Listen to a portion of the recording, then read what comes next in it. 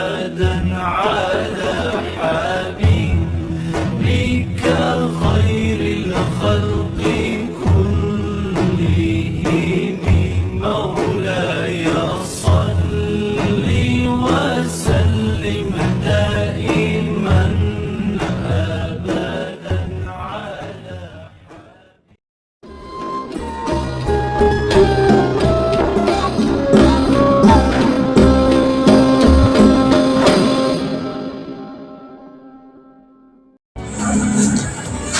Assalamualaikum warahmatullahi wabarakatuh. Perkenalkan, nama saya Devi Nurdiana Celia Putri. Saya dari Prodi PJKR 2A 2024. NIM 2407011026. Di video saya kali ini, saya akan mempresentasikan atau mengumpulkan tugas video aswaja pada pertemuan yang kedua atau pada bab yang kedua. Saya mengambil latihan-latihan soal dan materi yang akan saya jawab dari buku ini, yaitu dari buku aswaja. Saya mengambil pada latihan soal yaitu pada pertemuan bab kedua ini yaitu pembahasan sejarah Islam di era tabi'in dan Asy'ari Maturidi. Yaitu saya mengambil latihan soalnya yaitu jelaskan bagaimana awal umat Islam terpisah menjadi beberapa sekte. Jadi penjelasannya sebagai berikut. Kita simak bareng-bareng ya. Jadi pada periode Islam tabi'in, maksud periode Islam tabi'in ialah pasca kekhalifahan sahabat Ali bin Abi Thalib yang ditandai dengan munculnya beberapa sekte-sekte Islam yang banyak mendapat sorotan ulama dan ahli sejarah seperti Qadariyah, Jabariyah, Murji'ah, dan beberapa sekte lainnya. Sampai periode tabi'in, istilah Ahlus Sunnah wal Jamaah masih belum muncul sebagai gerakan bersama. Istilah Ahlus Sunnah wal Jamaah memang telah muncul, misalnya dalam tafsir Ibnu Abbas. Namun, golongan yang secara substansial ada di dalamnya, yakni tetap berpegang teguh kepada petunjuk Al-Quran dan As-Sunnah, tetap merupakan mayoritas. Golongan mayoritas ini sering disebut sebagai golongan as-salaf as-salih.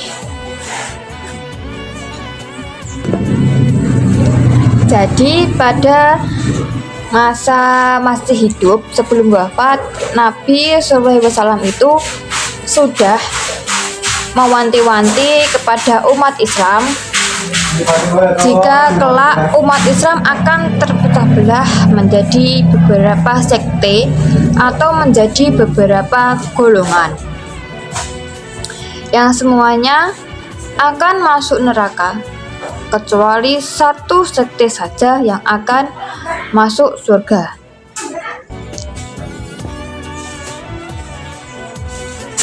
Jadi dari banyaknya sekte-sekte atau perpecahan yang terjadi pada umat Islam, Rasulullah Shallallahu Alaihi Wasallam memberikan ciri-ciri umat Islam yang selamat, yaitu ciri-cirinya seperti satu, golongan mayoritas,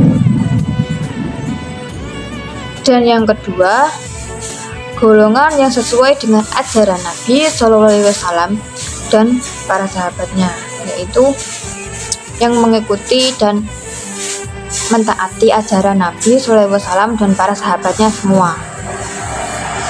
Dan yang ketiga itu adalah golongan yang mengikuti jamaah.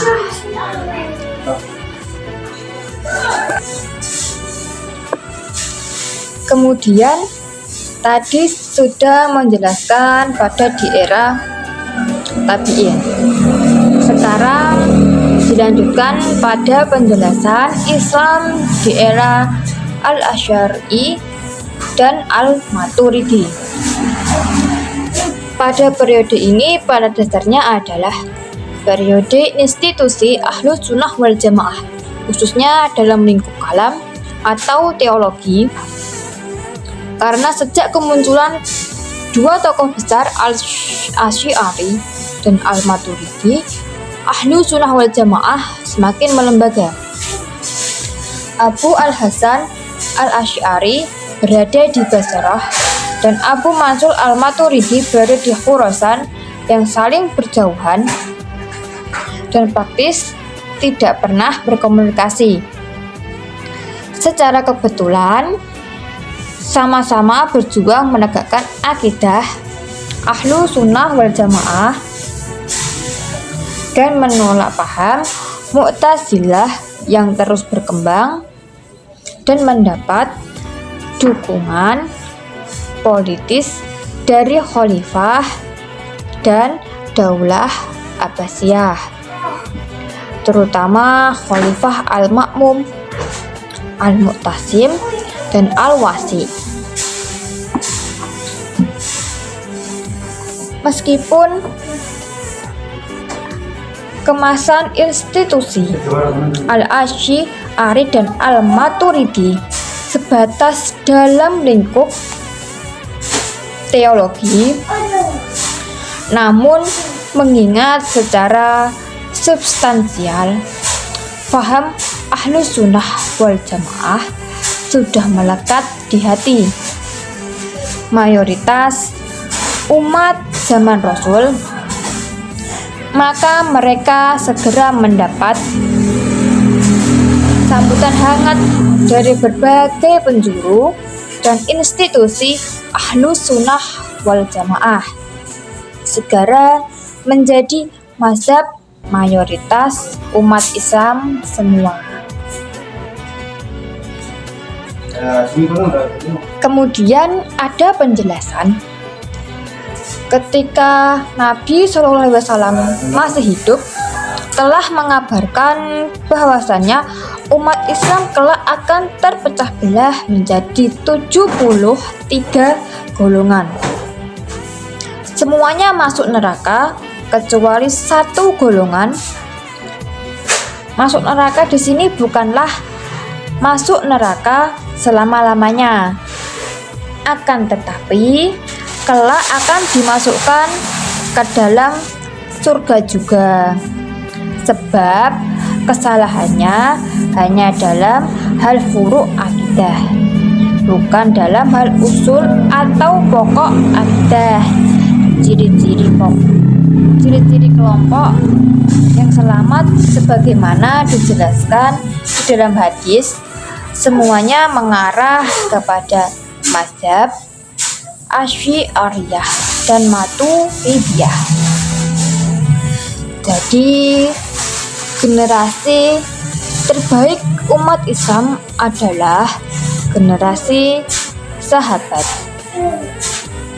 Konflik yang terjadi di antara mereka semua dilandasi oleh ijtihad, sehingga tidak ada yang berdosa atau fasik, sebab orang yang berijtihad walaupun salah tetap mendapatkan pahala. Jadi penjelasannya seperti tadi ya.